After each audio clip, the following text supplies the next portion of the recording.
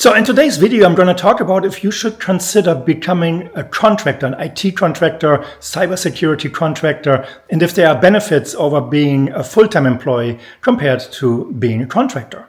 So being a contractor really comes often with, I want to say, a certain pre-set of opinions. Contractors are not workers second class in any way. Contractors can have less protection from being laid off, but that less protection also comes with benefits. And we're going to look into this, why you shouldn't be afraid of being a contractor, why it can be a benefit of being a contractor really from a learning perspective, because that's where one of the big differences is to the full-time employee. So let's start with looking at the financial side. A full-time employee can usually enjoy a certain number of benefits, as an example. So there will be paid vacation, paid sick time, health insurance, 401k, and there can be quite a few really interesting benefits, including bonus and profit sharing. So in form of stock options, RSUs, stock in general. So quite some benefits there. The contractor on the other side would work for the same company, but it's not an employee and would not enjoy those benefits. There are differences between being a contractor that comes through an agency and being an independent contractor. And that's where a lot of people have difficulties as well. An independent contractor is completely responsible for all the taxes, all the fees that come with making money, meaning you have to account for money that goes to the IRS. You have to pay the employee and employer part of the Social Security tax. If you have health insurance, you have to pay the entire premium. There is usually no part coming from the employer in this case, because you're the employer as an independent contractor. If you work as a contractor through an agency, there could be some sort of health insurance, but often it's really just all they do is the payroll and send the money through to you minus the taxes that you have to pay, but then you're still responsible for your own health insurance. If you are single with no family, health insurance is usually not such a big deal. You can easily use the Affordable Care Act market exchange to obtain health insurance. You can go with a high risk type of plan that really just covers extreme situations, but not your day-to-day being sick, having the flu or having a cold whatsoever. So that's one of the big differences here that you need to consider. Let's look at the salary or the hourly rate real quick. I'm not going into specific numbers, but contractors usually paid by the hour. The hourly rate can be higher compared to the hourly rate that a salaried employee has. And there's a reason. So assuming that you come from agency, the agency wants their cut of having you referred to that employer, and also for doing the potential payroll for you where the agency pays you. So there is usually an associated cost involved. So if the hourly rate is $75, you're not seeing those $75 getting into your bank account. A full-time employee on the other side, well, the salary, what they have is what is being paid. The invisible portion of that salary is usually 30-40% in extra cost that the employer has. And that includes the employer taxes, part of the health insurance premium if they cover it. Maybe the employer also puts some money into your 401k. So there's usually about 30-40% in extra hidden cost that the employee doesn't see, but the employer has it. So now we take the financial side and benefits and put it behind us. Now we actually look at the work perspective from being a contractor. And there are quite a few benefits from my perspective. As a contractor, you have significantly more exposure to different work environments. You have different exposure to different technologies. You might be drinking from the fire hose when you get to a new company that you work for as a contractor, and you have to come up to speed really quick. And then with the skill set that you have, provide the work, do the value that the employer is expecting from you to come, and really make things happening. So if you start out as a contractor, okay, you might not be as skilled, but you learn quickly. And that's the benefit. You're going to different environments, different technologies.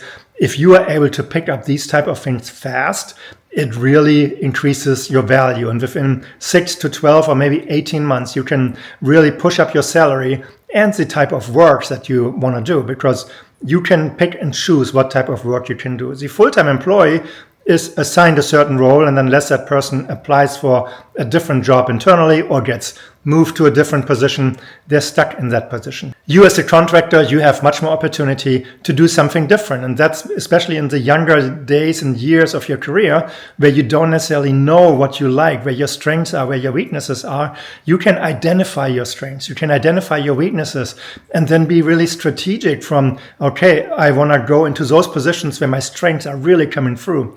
And that's the area where I want to learn and maybe even go to school to add to that skill set. So what you learn along the way is really, I want to say, a benefit from the long-term perspective. Also, being a contractor for a few years doesn't mean you have to be a contractor forever. When you become a contractor and you start learning and potentially specializing and broaden your knowledge in certain areas and going deep in others, you can become really a subject matter expert. And with a subject matter expert, you can make that transition from being a contractor to becoming a consultant. And you can be a consultant working for somebody else, or you can start your own consulting agency and then reap the benefits of the work that you have done the years before. Consultants are significantly higher paid as contractors.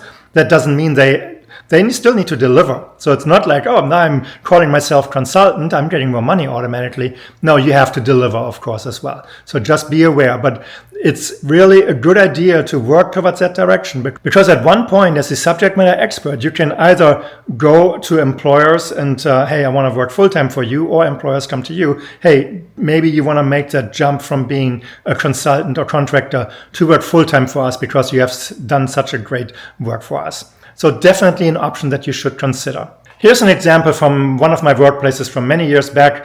We were an Oracle shop and we had several Oracle database administrators, and we also brought in a consultant. And that consultant pretty much started the same way. He worked as a contractor. He worked for a couple of companies as a database administrator. He went deep into the Oracle world from the Oracle database perspective. And then he decided to start his own consulting agency. And well, the hourly rates that he was getting, it's like you as an employee or as a contractor, you can only dream of those dollar amounts that you can potentially earn as a consultant. And there are many areas where you can specialize. It could be SAP, Salesforce, Oracle. Oracle, not just databases, but Oracle NetSuite for an ERP system, and. And I mean, there are so many different larger enterprise level software appliances, packages, applications out there where you can really become that subject matter expert and then earn a significantly higher salary if you plan strategically to get there. Another benefit of being a contractor is really that you can pick and choose. So let's say you want to travel a little bit, and with 2 or 3 weeks vacation that you would get as a full-time employee, it's not working out that great. So it's difficult to really get more than 2 weeks vacation at a time anyway. As a contractor, you can say, okay, I'll take a 12-month contract, and after that 12-month contract, I will just not work for 3 months and rather travel. I will get my backpack, hop on a plane, go to Southeast Asia, Middle South America, Europe, and so on. You have choices. And if you are working smart with your money and don't spend it right away, you work for 1 year, you travel for 3 months, and you come back and you pick the next contract. And that really can make your life significantly more enjoyable because you have that flexibility. With the contract, you just walk away, you're done, you completed the contract, and now you can pick and choose what you want to do. You can also just say and move on to the next level and then really grow your career. Also the flexibility, take a break. You can put some training in there, and let's say you go to a 6-week training class, or you go for 6 months to college and add to your credits to have a degree at one point. So there's a certain flexibility that a full-time employee doesn't have. And it's definitely something to consider these days, where work-life balance is becoming more important. I mean, we went through COVID, we went through the pandemic and everything, and it pretty much changed a lot of people's perspective in regards to work-life balance. So very important. So I mentioned in the earlier minutes of this video that a contractor potentially could be let go, being laid off much faster than a regular employee. And sometimes it's true. If companies have financial problems, the contractors are usually the first people to go.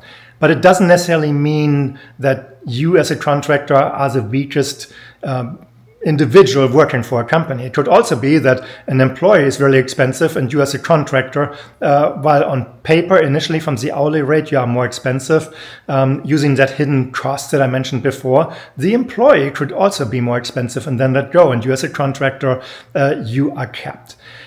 Keep in mind, certain states have I want to say, more restrictions or laws in regards to contract work. So there can be restrictions that you can no longer be a contractor for more than 2 years, because then it's really just the companies trying to save money and puts you as a contractor into a really bad position. And that's where certain states really trying to, I want to say, level the playing field a little bit in your benefit, or to your benefit, as an example. Another difference between contractor and employee, in certain states, if there's a larger layoff, employees are better protected. I think California requires that you have to give 60 days notice or pay 60 days of severance in a larger layoff wave. There are certain numbers and percentages involved, so don't quote me on that one, but that's where employees at least can expect a severance. You as a contractor, you would be cut immediately, and pretty much with the last hour that you worked, that's where your pay ends. You can still file for unemployment, but yeah, that's where you pull the short straw. You are not in such a strong position as an employee. So I hope that helps you a little bit to better understand the differences between a full-time employee and a contractor. Again, this can be in cybersecurity, this can be just a regular information technology job, and of course it can be anywhere in tech from that perspective.